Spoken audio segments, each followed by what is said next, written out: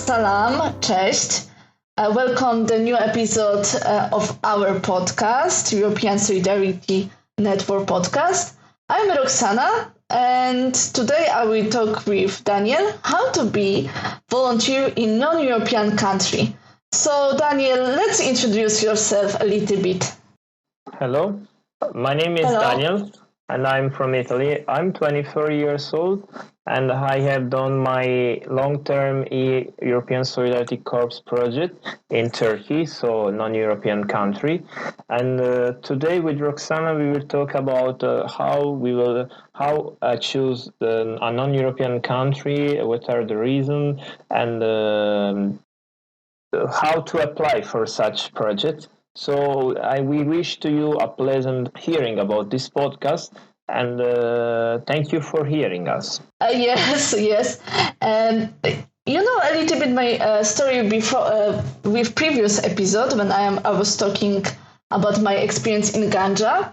Azerbaijan and Turkey are really close, are a little bit similarity and difference between these two countries. Yes, I was doing my EVS in Azerbaijan. So I will maybe talk with you first, Daniel, about the procedure, because in my case it was very interesting because I need get visa. I needed get visa. So it was kind of interesting story because, you know, when you are in Schengen, you feel that free. You can cross the border without any visa, without any permission. You need only your ID or passport. But when you go to non-European European Union country, so it's quite different. So I needed apply to visa. I needed go to Warsaw twice.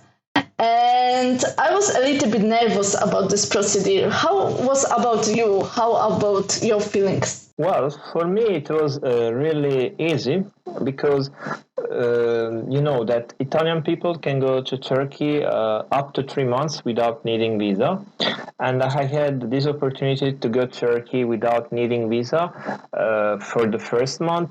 Then, thanks to the hosting organization, we applied to migration office and we got the visa from there. The procedure was quite easy because we managed to do everything in a couple of days. We gave to them documents, we prepared all the papers, and after that I got my visa for 5 months, and it was really so easygoing procedure. I didn't have any problem, and the hosting organization helped me in this procedure. And I want to ask you, Roksana, one question. What was the reason for you in choosing a non-European country for doing your European Solidarity Corps project? I was a little bit talk a previous episode on our podcast, so I want to invite you to listen all our episodes. But yes, I was so much like Turkey because I was on a European Erasmus student exchange, so I was very like Turkey and Istanbul. So I just after Istanbul I was a little bit, how to say, in sadness. Because, you know, Erasmus students, Erasmus program is very exciting. You meet a lot of people, you met a new culture, you meet, you know, there's a lot of exchanges. And after when you come back home, you feel a little bit empty after this project. So when I was come back home, I just feel so empty and started looking for the project. And I just saw there is an opportunity in Azerbaijan. I thought the Azerbaijan and Turkey are similar, but it's not really. There's a lot of difference between Azerbaijani and Turkish culture. Of course, the language is very similar. Some people say it's even the same language, but some people say it's a like kind of family of language. For example, when I will introduce yourself to you, I say salam, neçesen, benim adım Roksana'dır. And I know that in Turkish way it's a little bit similar, but not the same. But it's so interesting. But because of this process taking a visa, I need to, my project had to start 1st November, but because I was waiting almost 1 month to get visa from Polish Azerbaijani embassy in Poland, so I started my project 15 November. So I need to get some letter from my organization, hosting organization, which is also a problem because they didn't also realize what they need to writing, what they need to send me to going to embassy and give these documents. So yeah, and it's it is like first shock that you need to get visa to go some country because we are so used to Schengen visa and Schengen zone and that we don't need any visa to go. But you are so lucky. You are so lucky, and I'm so jealous of that. You make very fast of your procedure. And I wish to ask you, because I was talking a little bit with Anton about this, about your first impression. What was the difference between Turkey and Italy? And something you can see, what was the most shocked for you for first, like the first time, first days, first month? Well, for me, it wasn't the first time I was going to Turkey. So I already knew somehow the culture and how the Turkish people think. But the main thing is that between Italian people and Turkish people, there are a lot of similarities, starting from food and going through the language and the cultural part. And you might say, well, you speak two different languages. How can those two things be common?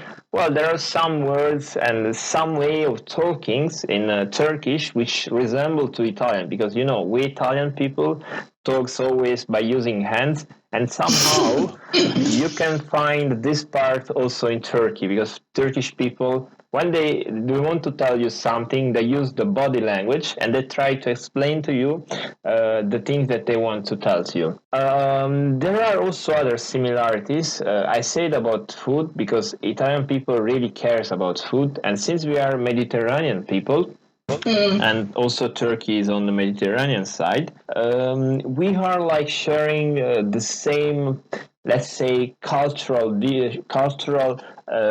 food culture, because we really care about food, and we try to be careful when we cook something, and the same thing is also in Turkey, and we use various ingredients as the same as it in Turkey.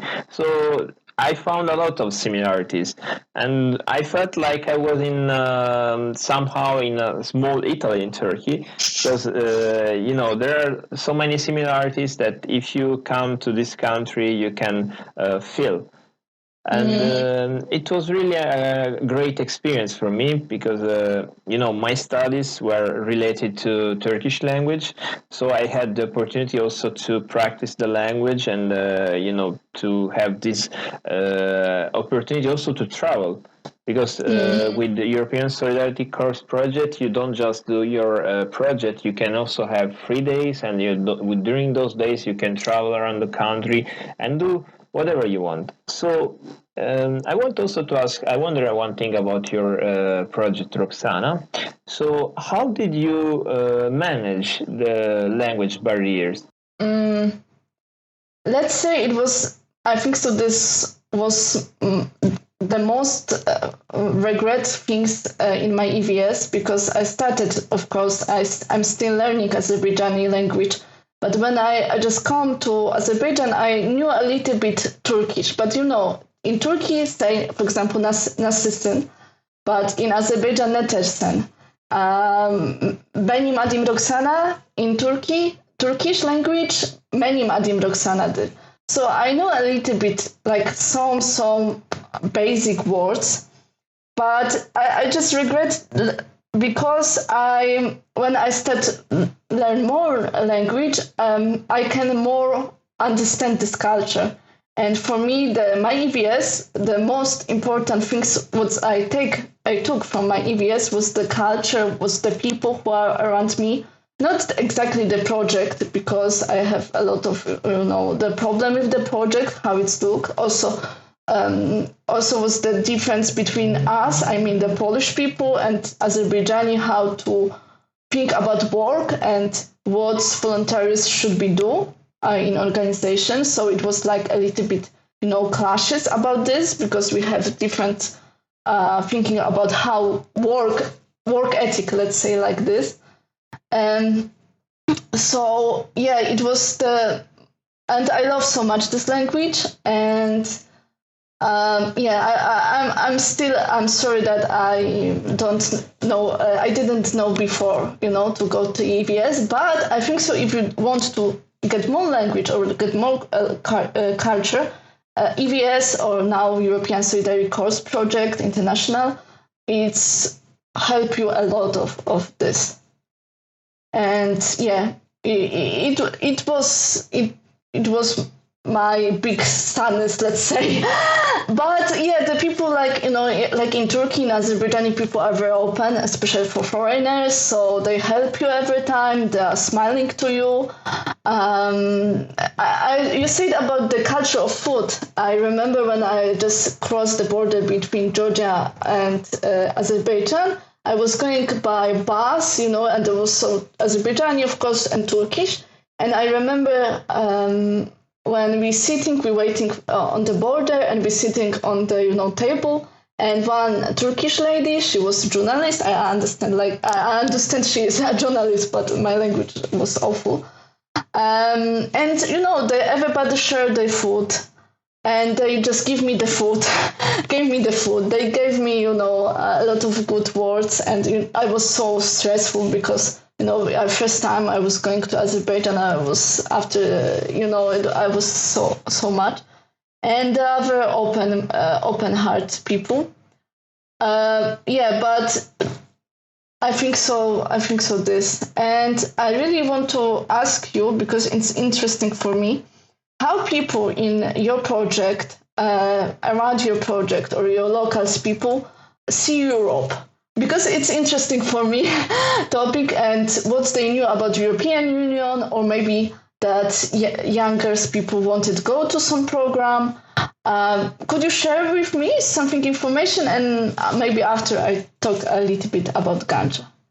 Well, for Turkish people, I think that as far as I have experienced it in my, volunteering project, if you talk with young people, mostly those ones who are university students, they almost all knows about this program and the European opportunities, because they heard it by one friend, or they have a friend who has done it already and they want to join as well. And how they see Europe, sometimes they see Europe like, there is just Germany and that's all.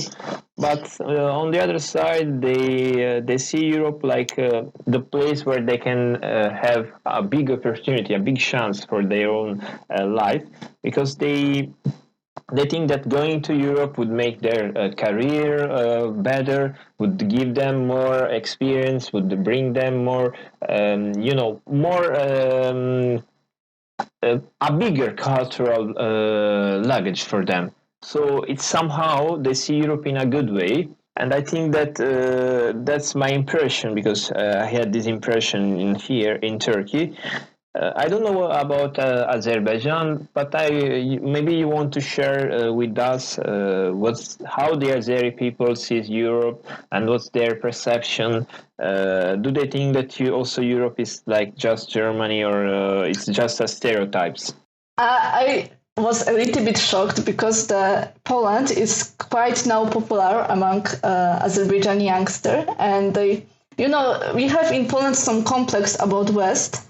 But the youngest from Ganja, they see Poland like something very good, like even somehow place they want to move. And they ask me a lot about how to study in Poland, because Poland is cheaper than Germany, but still And also some of the young people knows a little bit Russian, so a little bit or very good. So they thought the Polish and the Russian language are the same or similar, and they get more quickly they get some information, some like used to be in Poland. But I was a little bit shocked because in Azerbaijan it's like, even it's like book Ali and Nino, and they start like it was in before First World War, and the Russian teacher told where is Azerbaijan? Azerbaijan is between Europe and Asia, and something like this is it, because the people see Europe something different. It's not they Europe, how to say, it's not our Europe.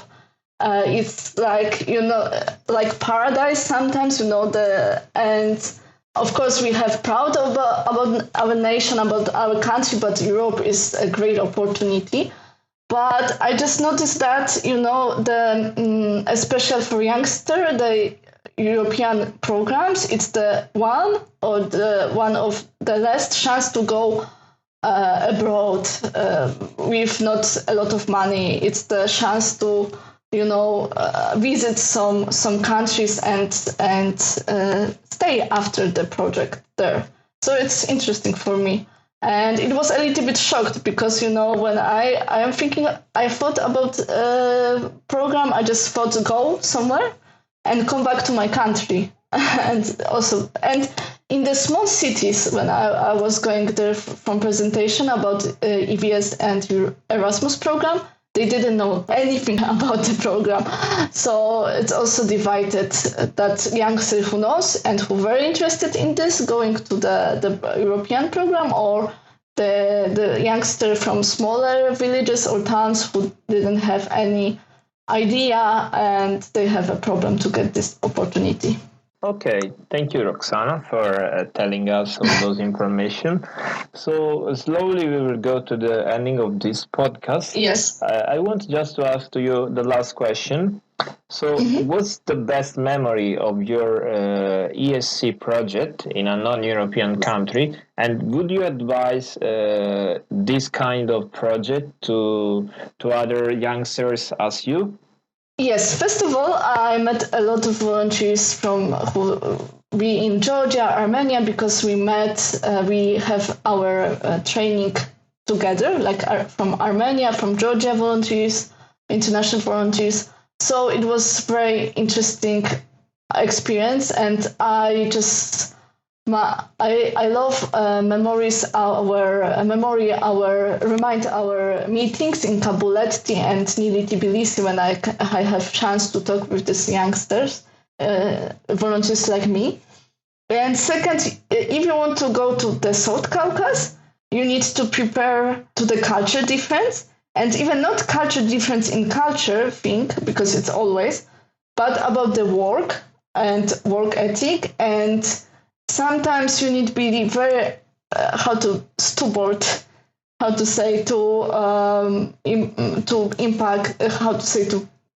make your project during your volunteering.